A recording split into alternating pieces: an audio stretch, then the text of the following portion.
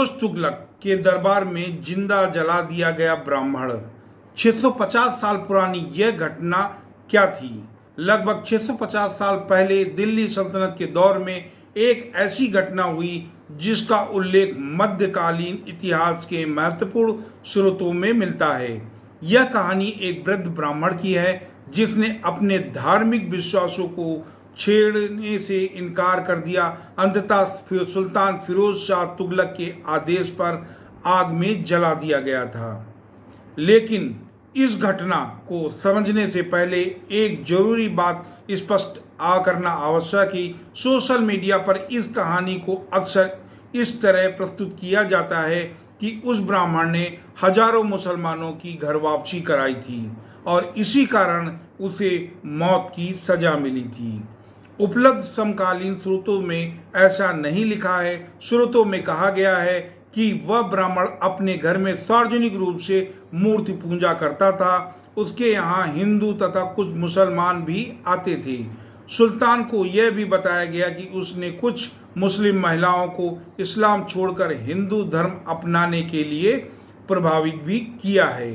यही आरोप उसके खिलाफ कार्रवाई का मुख्य कारण बना और लोग बताते हैं कि उसकी मुख्य भागीदारी थी।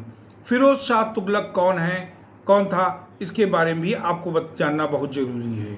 फिरोज शाह तुगलक दिल्ली सल्तनत के तुगलक वंश का शासक। उसने 1351 से 1388 तक शासन किया। उसके शासन का विवरण देने वाले प्रमुख इतिहासकारों में शम्स सिरजा अफीफ का नाम आता है। अफीफ ने तारीख ए फिरोज शाही नामक फारसी इतिहास लिखा। वे तुगलक दरबार से जुड़े हुए थे और उनकी पुस्तक फिरोज शाह के शासनकाल की महत्वपूर्ण जानकारी देती है।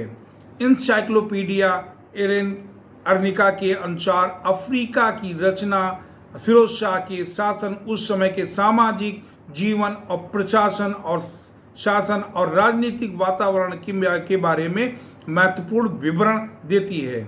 साथ ही ये भी ध्यान रखना जरूर चाहिए कि फिरोज शाह के प्रति काफी अनुकूल दृष्टिकोण रखते थे, इसलिए उनके विवरण को अत्यंत महत्वपूर्ण ऐतिहासिक स्रोत मानते हुए भी उसे आलोचनात्मक दृष्टि से पढ़ना चाहिए। दिल्ली का वह वृद्ध ब्राह्मण कौन था, यह भी जानना आपको बहुत जरूरी है। सबसे बड़ी पहेली यही है कि उस ब्राह्मण का नाम क्या था और वह दिल्ली में कहां से था। अफीफ के विवरण में उसे केवल एक वृद्ध ब्राह्मण के रूप में बताया गया है जिसका उसका व्यक्तिगत नाम नहीं दिया गया। इसीलिए आज किसी भी निश्चित नाम से उसकी पहचान करना प्रमाणित इतिहास के आधार पर संभव नहीं है। इतिहास में कई बार ऐसी घटनाओं के पात्रों के नाम समय के साथ लोक कथाओं और आधुनिक लेखों में जोड़ दिया जाते हैं, लेकिन जब मूल स्रोत नाम नहीं बताता तो इतिहासकारों के लिए सही तरीका यही है कि दिल्ली का वृद्ध ब्राह्मण कहा जाए। उसके घर में क्या होता था, यानी उस वृद्ध ब्राह्मण के घर में क्या होता था। अफीफ के अनुसार उस ब्राह्मण के घर में सार्वजनिक रूप से मूर्ति पूजा होती थी। उसने एक लड़की की संरचना या पट्टिका बनाई थी जिसे चित्रों में से सजाया गया था और रिपोर्ट के अनुसार निर्धारित दिनों में पर हिंदू लोग उसके घर जाते, पूजा करते और अफीफ ये भी लिखता है कि दिल्ली के कुछ मुसलमान भी वहां आते थे जो उससे प्रभावित थे। यहीं से मामला सुल्तान के अधिकारियों तक पहुंच गया और कार्रवाई हुई। सुल्तान को बताया गया कि ब्राह्मण ने कुछ मुस्लिम महिलाओं को प्रभावित करके उन्हें इस्लाम छोड़ने और हिंदू धर्म अपनाने के लिए प्रेरित किया है। अफीफ के शब्दों में यही आरोप सुल्तान के लिए गंभीर था और इतना सुनते ही सुल्तान भड़क गए। क्या उसने हजारों मुसलमानों की घर वापसी कराई थी? इसमें कितनी सत्यता है? यह दावा सबसे अधिक सावधानी मांगता है। आजकल इस घटना को कई जगह हजारों मुसलमानों की घर वापसी के रूप में बताया जाता है, लेकिन उपलब्ध समकालीन विवरण में हजारों मुस्लिमों के पुरुषों और महिलाओं के धर्म परिवर्तन का उल्लेख नहीं है। और अफीफ केवल यह बताता है कि उस ब्राह्मण के यहाँ हिंदू और मुसलमान जाते थे। सुल्तान को आरोप में बताया गया कि उसने मुस्लिम महिलाओं को इस्लाम से दूर किया था और हिंदू धर्म अपनाने के लिए प्रेरित किया था। इसीलिए यह कहना है कि उसने हजारों मुसलमानों की घर वापसी कराई उपलब्ध प्राथमिक और प्रमाणिक स्रोतों में प्रमाणित नहीं किया जा सकता है। यह अंतर बहुत महत्वपूर्ण है कि किसी ऐतिहासिक घटना को प्रभावशाली बनाने के लिए संख्या जोड़ देना इतिहास नहीं बल्कि एक दावा बन जाता है। ब्राह्मण को सुल्तान के सामने क्यों लाया गया? क्या कारण था? क्या यह आरोप सही था? जब यह शिकायत फिरोज शाह तक पहुंची तो आदेश दिया गया कि उस ब्राह्मण को उसकी धार्मिक वस्तुओं के साथ सुल्तान के सामने लाया जाए, जिससे सुल्तान उसके बारे में जाने और निर्णय भी दे सके। वह उस समय फिरोजाबाद में दरबार लग रहा था। सुल्तान ने इस मामले पर धार्मिक विद्वानों, न्यायविदों और दरबार के प्रमुख लोगों से राय ली।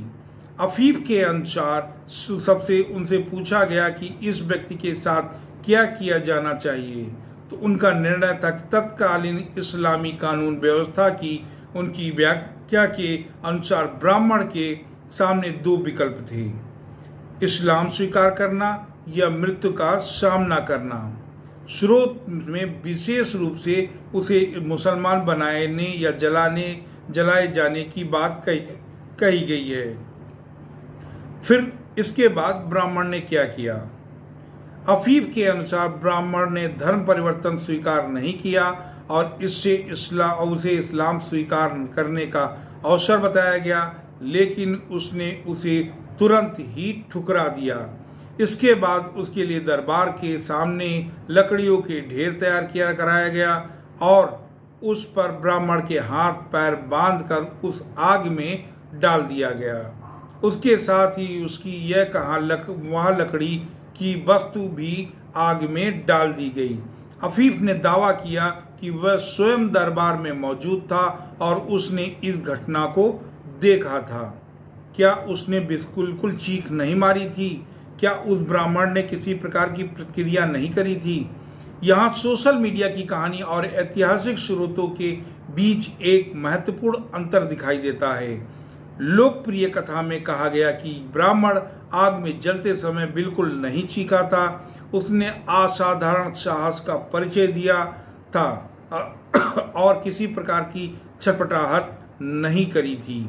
लेकिन अफीफ मूल विवरण इससे अलग है। उसके अनुसार आग को दो स्थान पर लगाया गया था। लकड़ी सूखी थी। आग पहले ब्राह्मण के पैरों तक पहुंची, उससे एक चीख निकली। उसके बाद आग ने उसके सिर और शरीर को घेर लिया और वह जलकर मर गया और राख के ढेर में तब्दील हो गया। इसलिए उसने कोई चीख नहीं मारी। कहना उपलब्ध स्रोतों के विपरीत ही होगा। इस घटना में उसका धर्म न छोड़ना और मृत्यु का सामना करना निश्चित रूप से स्रोत में दर्ज है, लेकिन उसके शारीरिक दर्द की प्रतिक्रिया को बदलकर प्रस्तुत करना इतिहास के साथ न्याय नहीं होगा। फिरोज शाह की धार्मिक नीति कैसी थी? फिरोज शाह क्या शरिया को मानते थे? इस घटना को लेकर एक व्यक्ति की कहानी मानने से उस समय की व्यापक परिस्थितियां समझ में नहीं आएंगी।